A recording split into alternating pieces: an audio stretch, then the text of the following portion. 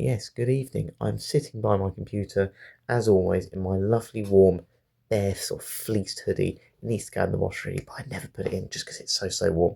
But in all seriousness, the reason I wanted to wear it today is, as you can probably see, I've got a little poppy on here, and I'm also wearing a couple of poppy wristbands as well. So we're currently in November in the UK, and everyone is paying their respects to those that have lost their lives during conflict, whether that's World War One, World War Two, in any conflict. Essentially, people that sacrifice their lives so we can live with the freedoms we have today. And it's just an important time of the year where we all sort of get together to pay our respects.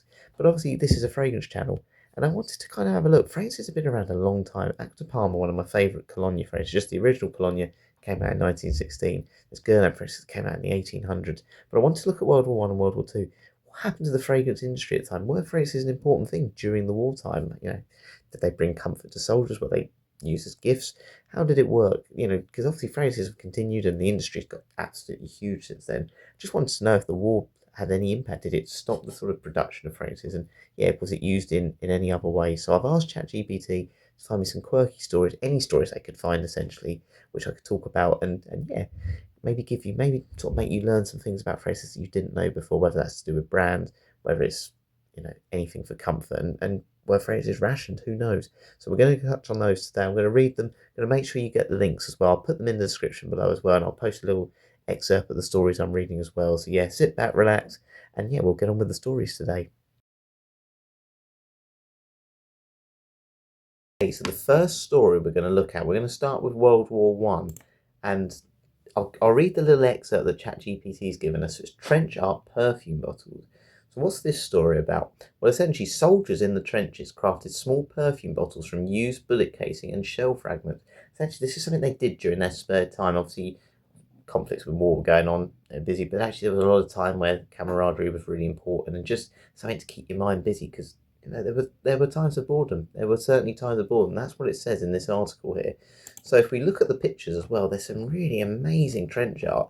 A lot of them they say were quite amateur, but obviously some of the ones here are very high detail. You can see the one there with the rare scent bottles made from used bullet casing in World War One. That is Edward VII, who would have been king, I believe, during World War One at the time. So yeah, and what they say is in this case, the above scent bottle was purchased in Warwickshire, by the way. It measures 2.5 foot tall by 1 inch wide. This is very rare because most items were smoking related lighters and ashtrays. So actually some people didn't make them. They actually just made scent bottles. In this case, imagine a soldier thinking of his wife or girlfriend or sweetheart, not sure if he'll make it through the war, even the next few hours of battle. Here he makes a scent bottle of a shell casing and 2 halfpennies to send home to a loved one. So this one feels like the fragrance or the perfume bottle, this trench art that was made and on display, was something where he was thinking of his family. Can you imagine being in the trenches alone? You've got a young child, you've got a wife, a girlfriend, and you don't know if you're ever going to see them again, and you want to make them a gift. Not for yourself, not a lighter, not anything like that, a perfume scent bottle. And I think that's really, well, first of all, that's really sweet to do, but it also shows how fragrances can actually bring a lot of people together. They're quite a strong thing in relationships, and if you buy someone a fragrance as a gift, it's just seen as a really nice thing to do. And yeah, the fact that people were using it or making these trench art perfume bottles, you know, during conflict says to me how important fragrances are in building relationships and yeah, just showing your affection to a loved one. So I thought that was a really interesting one. And I have to say, the skill and the machinery that's gone into some of that is amazing. It's very good. So yeah, there's the first story. Some soldiers were making perfume bottles out of the debris that was falling on them during World War One. The first story there was obviously talking about how soldiers were sending gifts maybe to loved ones or making things for their own comforts, whether that was lighters, perfume bottles, whatever it was. Essentially, trench art was one thing the soldiers were doing themselves to pass the time. But actually, soldiers did receive things as well, or wounded soldiers did in the case of this story. So this one is from Cambridge.org, and the title here is Lavender Sachets for Soldiers.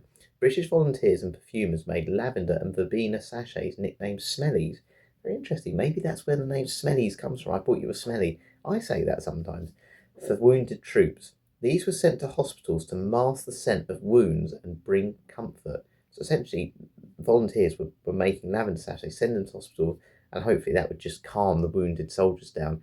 A nurse once recorded a dying soldier's plea, "Where's my lavender bag, sister?" So this person was lying on his deathbed, essentially wounded, bleeding to death. One thing he really wanted the last few moments of his life was essentially a lavender bag to help him relax. And even 100 odd years on, lavender's still a very popular calming note. I know there's a Lush spray called Sleepy, and essentially you spray that on you. It's a pillow spray. It's meant to help you relax, help you calm down, help you sleep. So even that long ago, lavender was seen as a really important thing. And again, it probably links to why fragrances have it in today. So yeah, really interesting. It's interesting to see how, you know, it brought comfort to soldiers in a more medical sense rather than just a sort of personal sense. So it's definitely something in lavender. It's been proven in studies that it does help you relax. And yeah, I mean, there's no more stressful situation if, you're seeing a friend that's died, or more importantly, yourself that's wounded. So I thought that was a really interesting one. And I love lavender in fragrances. I love that naturalistic smell of lavender. And yeah, I'll certainly be buying more fragrances with lavender in, that's for sure. Right, we're going to go on to the next story, which is actually a World War II one.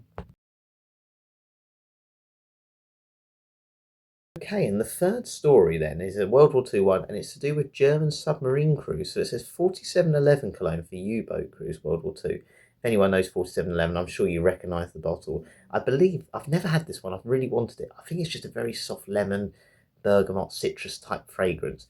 Anyway, why was it important during World War II? Well, German submarine crews were issued 4711 eau de cologne to fight the stench aboard U-boats. Bathing was rare, so sailors relied on the iconic fragrance to stay fresh underwater. So essentially, they're underwater in the submarine, weren't washing. You can imagine you're going to smell after a little while, aren't you, as well? It's probably not the first thing on your mind. So what happened? They were sent this fragrance that's still around today, by the way, still around, pretty readily available, to just sort of mask the smell of, yeah, I don't even know what the smell would be under there. I can't even imagine it, to be honest with you.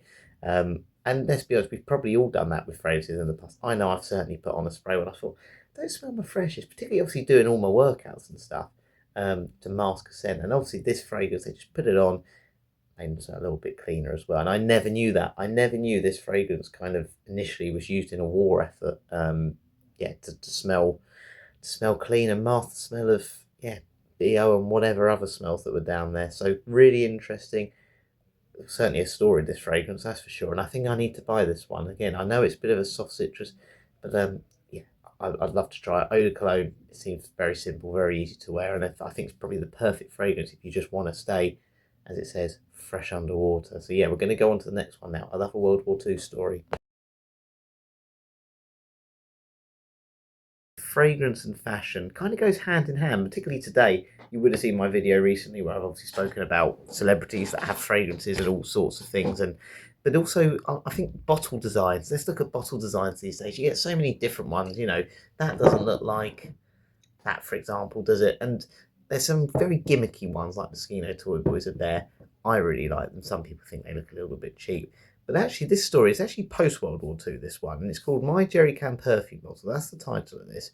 French perfumer Marc Fell used the design of a German fuel canister, which was called a jerry can, as packaging for his perfume My Jerry Can, turning a war symbol into a fashionable novelty. So essentially, his My Jerry Can, which is the name of his fragrance, it essentially matched a German fuel canister, which is what the Jerry Can name comes from. And that was the sort of design of his bottle. And I can't imagine in the early 1900s bottle designs being much of a thing. Obviously, we've seen it a lot more in today's world, as I said, to help sell fragrances. So maybe this was the early sort of days of essentially making novelty type fragrance bottles that, yeah, essentially would go on sale. So yeah, really interesting. I have to say, I'm going to find a picture of it. You'll probably see it before me because I haven't got it up on the screen in front of me at the minute. But yeah, I thought that was really interesting. Again, maybe this is the early time when fragrances start to become a little bit more fashionable rather than just something used for sort of medicinal purposes or just bringing comfort. Maybe this is when it starts to become a little bit more of an industry, let's say. So yeah, there we go. My Jerry Can. I didn't know Jerry Can was a German fuel canister, so learning a lot today. So obviously we've just spoken about novelty, and actually marketing is obviously really, really important. We see in today's world, again, by having a celebrity attached to a fragrance means more people are going to buy it. That wasn't such a thing back then. Obviously social media's grown, but there was a marketing stunt actually in Paris a little while, well, obviously just after the war, that's really interesting. So it says, after World War II, one perfume house celebrated peace by dropping thousands of sample bottles by parachute over Paris, a joyful aromatic marketing stunt. Can you imagine just sort of standing outside your doorstep and fragrance is just falling out of the air? But again, that's going to generate headlines. And they always say sometimes, actually, whether it's a good or a bad headline, as long as people are talking about you and talking about your product, it can't be a bad thing. And I expect this fragrance house probably did get quite a lot of attention for it. So, yeah, there you go. Fragrances were literally falling out of the air to celebrate essentially the end of the war, celebrate peace. We've touched on how fragrances during the war were used for sort of comfort. They had medicinal properties as well. And obviously, post war, we've also just spoken about how marketing was becoming more a thing with fragrances and novelty bottles and all sorts of things.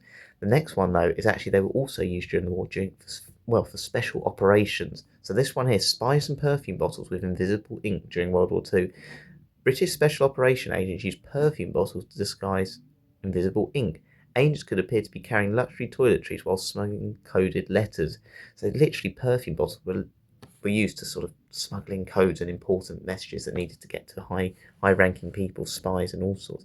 Can you imagine that? You're literally holding what you think is a fragrance bottle like this.